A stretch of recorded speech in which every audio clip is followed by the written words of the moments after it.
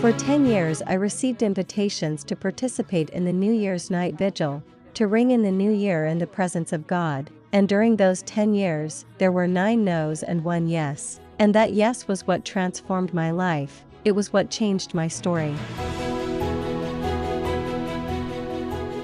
I was a very sad, very bitter person. I didn't have a defined purpose for my life, I was constantly changing.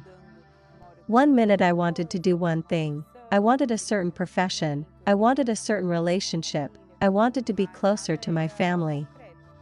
But nothing was concrete, because I had so many doubts in my head. I thought I was incapable, I thought I was weak, I thought I was ugly, I thought I was excluded. I'd say that neediness was my worst enemy. Because when we're lacking affection, things, people, but especially affection, we desperately start looking for fulfillment and completeness in other people. I would go out, I would go to nightclubs, I would drink a lot, I would use drugs. And that led to anxiety. So I would humiliate myself, I would lower myself to fit into someone else's world, to be accepted, to be remembered. That's what made me drink. They drink, so I'll drink to participate in their world. They smoke, so I'm going to smoke to be a part of their world too.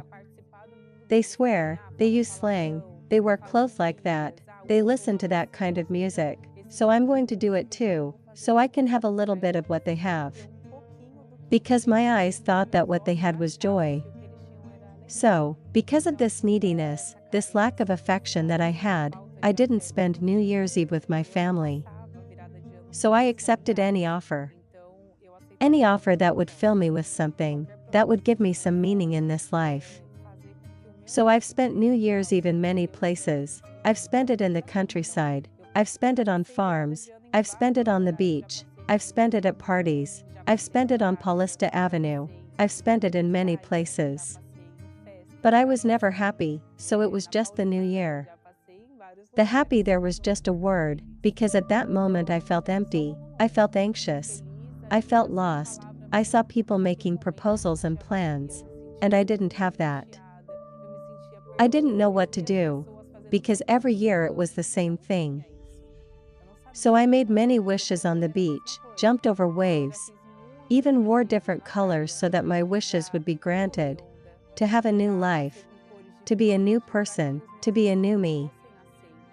But year after year I was disappointed.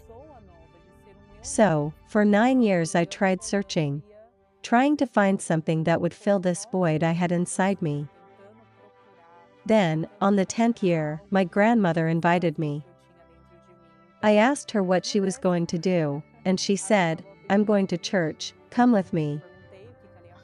And even I was surprised, because she had spent 9 years calling me, "Let's spend New Year's Eve together, let's spend New Year's Eve at church. It will be good for you. Don't you want a new life? Don't you want a new you? Only God can give you that." And I never accepted, but on that occasion I said yes.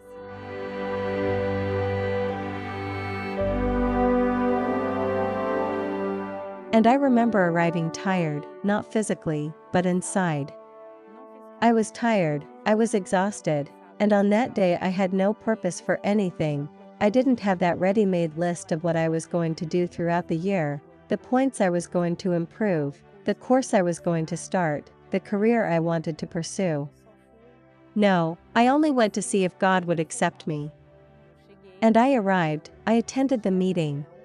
I didn't say anything during the whole meeting, but I paid attention to what was being said. So there were many prayers, there were many nice moments, and I couldn't ask for anything, but then I said, "Okay." I said, "My God, if you exist and if there's a way out for me, help me." It was a very simple prayer. Just a few words, but it was sincere. It came from deep within me, because I was very lost. So if He could hear me, if that prayer were accepted, wow, I would be so happy. Because I had asked for so many things before and I was never heard. And after that prayer, I truly had a happy new year. It was a new year, a year full of joy and happiness. Because from that day, from that prayer, God began to give me direction. God began to give me health, which I didn't have. He gave me joy, love, and the pleasure of living. So in every area of my life, God was truly first, because I decided to dedicate the first words of my year to Him. Then everything started transforming and I was never the same again. Everything changed. Today I have peace, today I have joy, today I am happy. And spending New Year's Eve away from God's house, away from God's presence, is unthinkable because it's prayers. Those first prayers I say, that protect me because I don't know what's coming. Year after year, we realize that problems worsen. The world worsens, disasters worsen. We don't know what will happen next. And the power of prayer is immense.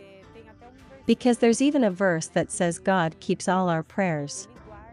So we only keep what has value. So I pray at the beginning of the year, asking Him to protect my whole house.